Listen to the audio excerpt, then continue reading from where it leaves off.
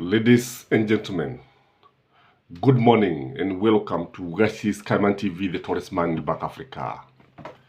William Samoei Ruto, who is currently in Dubai with a delegation of about 765 people, is going to pass through Kenya on his way to India. This is the president who works in Kenya but lives abroad. This is one president who has been telling Kenyans that he has cut the cost of travelers, that the traveling cost has been reduced by 11 billion. But ladies and gentlemen, there could be more than meets the eye. From all angles, there seems to be a problem somewhere, because you cannot have a president who is moving from one place to the other. And I have always asked in this channel, could there be something else beyond the trips? Could there be something else that Kenyans are not told? Because when you look at these trips, when you look at these tours, they are usually decorated with very colorful propagandas. Like now they are telling Kenyans that the country in Dubai made a deal of 645 billion through sijui what mambo ya climate nini, na tunajua kweli hizi ni propaganda, si kweli. The 645 billion is meant to silence Kenyans. It's meant to show Kenyans that after all, these trips are fruitful. After all, these trips are paying. Kwa sababu unapotazama vizuri sana, you ask yourself many questions. Because even the number of delegates, you see it's huge from all angles. Leave alone that he is there with the Indian Prime Minister. And instead of saving funds and maybe discussing 1, 2, 3 there, or having even an online meeting, he is there physically. So the fact that he is always there physically is what Kenyans, is what is concerning Kenyans. Because ours, for the president, has been abroad more than he has been in the country.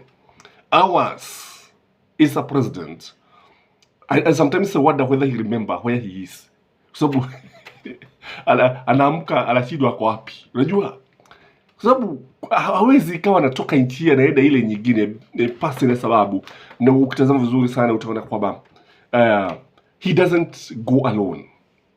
He spend a lot of taxpayers money. Pesa zetu zinatumika kwa wingi, mabilioni ya pesa. And even that idea of climate change, hizi ndege, I think they are causing a lot of harm to our environment. There's so many trips, the noise pollution, kila kitu. So William Samoei Ruto trips are of concern to Kenyans, and rightly so. And that is why you see Dennis Itubi anajaribu kuambia watu ya kwamba ati William Samoei Ruto only carried 51 delegates. Whereas, when you look at that list, the spreadsheet that was shared by the United Nations, Kenya had 765 delegates. Wengi hata kuliko Marekani, wengi hata kuliko Canada, wengi hata kuliko European Union. What are they for, ladies and gentlemen? Are they going for a party? Are they going for a wedding? What are they going to do there with our money? Na sasa Wakenya ndio sasa hapa wanalamika wakilia kwa sababu ya vile ambavyo wanatozwa kodi. Wakenya ndio hapa tuko hapa tunalalamika kwa sababu ya vile ambavyo pesa zetu zinatumika vibaya. Wakenya tuko hapa kwa sababu ya vile ambavyo nchi imekosa maendeleo. Hatuna miradi ambayo inaendelea. And if I may ask, all these deals that he makes, sababu anytime he goes out, we are told that he has made deals worth billions and billions of money. Kwani hizo pesa zinaenda wapi? Kwani hata after those deals, what do they do with the money? Because we don't see what is happening. Ladies and gentlemen, you know, many people thought that Uhuru Kenyatta was wrong when he referred to William Samoei Ruto as Taga Taga. But it is coming out to pass that Uhuru Kenyatta had no ill motives, had nothing personal with William Samoei Ruto. He was only cautioning Kenyans as the head of state. The dangers ahead. And as time has proved, William Samoei Ruto, I think all what was said about him by Uhuru Kenyatta has come out to pass. It was true. Kwa sababu ukiangalia sasa ni kutagataga from one country to the other. Sasa anakuwa mgeni katika nchi yake. Na watu wanajiuliza, kwani State House kuna nini? Kwani Kenya kuna nini? Because it seems like he's running away. It seems like there's something that is attracting him outside the country. There's something that is pushing him to go to other countries. What is it that is making William Samoei Ruto to go to other countries? Kwa sababu, if you ask me, he is overdoing it. He is overdoing it. Yet, he has been in government for so long. He has been in government since 1992. He has been to every country in the world. And, you know, if these trips were yielding something, then we could say, at least kuna jambo ambalo tunaona, kuna matunda ambalo tunaona.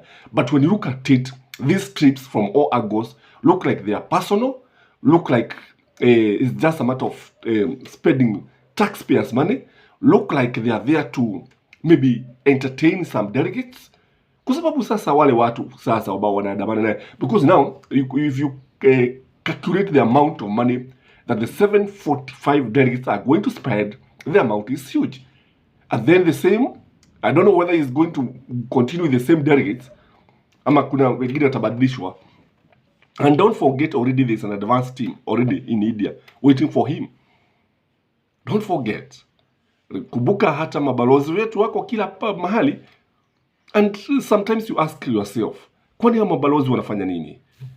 What is the work of CS, Foreign Affairs, PS, Foreign Affairs, our ambassadors, our consulates? Kwani kazi yao ni nini? Because when you have a president who is running away from his people, then Kenyans, you have to ask hard questions. And that is why you realize that because the president has been away for so many times, most of the time he's not in office. He doesn't know what is happening in the country. For sure, I can tell you, he doesn't have the grip of the country at his hand. I don't know what you think. But from all angles, William Samoei Ruto is failing this nation. From all angles, the touring president is failing the nation. Ladies and gentlemen, what should be done? What do you think should be done? Do you think these trips are beneficial to the common mwananchi?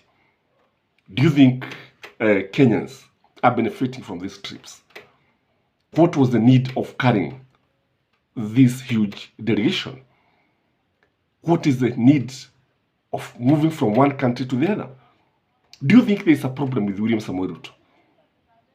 Could there be a problem that Kenyans cannot see?